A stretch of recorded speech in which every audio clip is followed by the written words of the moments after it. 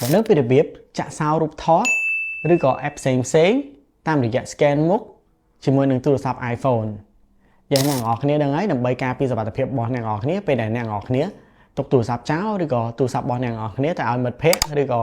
ពិសេសជាងទូរស័ព្ទដែលគេស្គាល់ password ទូរស័ព្ទរបស់យើងតែម្ដងហ្នឹងហើយអញ្ចឹងពេលដែលយើងដាក់ហ្នឹងគឺវាមានផលប្រយោជន៍មួយពេលដែលគេចូលទៅ app របស់យើងឬក៏ចូលទៅរូបថតរបស់យើងគឺវាទាមទារតម្រូវឲ្យតើតែ scan មុខទើបអាចចូលទៅបាន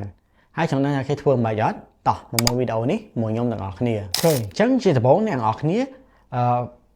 ចុចទៅលើ app មួយណាដែលអ្នកទាំងអស់គ្នាចង់ធ្វើការ lock ទៅឧទាហរណ៍ថាខ្ញុំចង់ lock ទៅលើ app photo នេះយើងគ្រាន់ចុចទៅវាជាប់ទៅបន្ទាប់មកយើងចុចទៅលើពាក្យថា require face ID អញ្ចឹងពេលដែលយើងបើកអាហ្នឹងទៅ